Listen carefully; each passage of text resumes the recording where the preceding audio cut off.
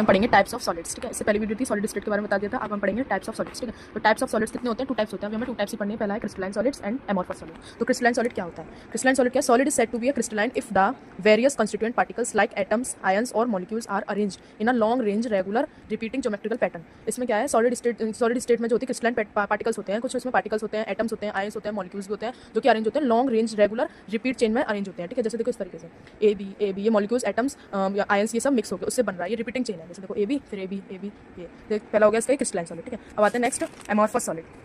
ठीक है, तो प्रॉपर्टीज ऑफ क्रिस्टल्स के बारे में बता देते हैं। प्रॉपर्टीज ऑफ क्रिस्टल्स क्या होते हैं? In a crystals there is perfect and well ordered arrangement of molecules throughout the entire body.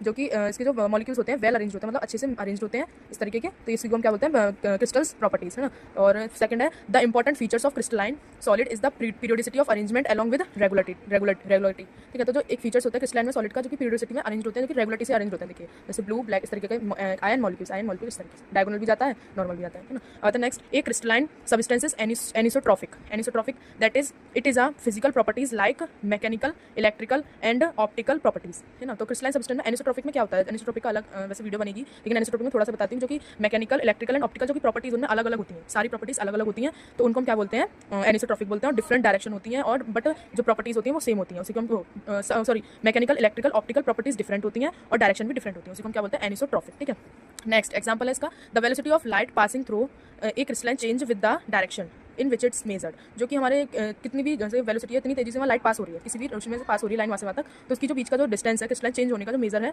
उसी को हम क्या बोलते हैं? Crystalline substance anisotropic. ठीक है, अब आता है fifth A crystalline solid on being cut sharp edge knife gives a clean cleavage और अ क्लीन कट। एक क्रिस्टलाइन सॉलिड कैसा होता है कि ये कट भी मारता है, कट किस तरीके का? बिल्कुल शार्प है ना, और उसकी बिल्कुल नाइफ की तरह क्लीन और क्लीवेज क्लीन कट मारता है। ठीक है, अब आता है नेक्स्ट एमॉर्फस सॉलिड। ठीक है, वो तो उसकी प्रॉपर्टीज थी। अब ये क्या? Amorphous solid second type of solid crystal. ठीक है, the solid which do not have any definite geometrical shape are called amorphous solid. मैंने सिंपल वर्ड्स में लिखा है the solid which do not have any definite geometrical, जो कि ना तो डेफिनेट ज्योमेट्रिकल होती है और ना ही डेफिनेट शेप होती है, आर कॉल्ड एमॉर्फस सॉलिड। मतलब ये लिक्विड की तरह, गैस की तरह होती है, जैसे एग्जांपल ग्लास, प्लास्टिक, ईटीसी। ठीक है, जैसे देखो इसके कोई डेफिनेट शेप नहीं है, ना कोई ज्योमेट्रिकल है सर्किल। ठीक है, तो इसको बोलते हैं एमॉर्फस सॉलिड्स। ठीक है, आगे की जो टॉपिक्स हैं नेक्स्ट वीडियो में कवर करेंगे, अभी फिलहाल इतना ही। ओके, वीडियोस के लिए सब्सक्राइब एंड लाइक करें वीडियो को।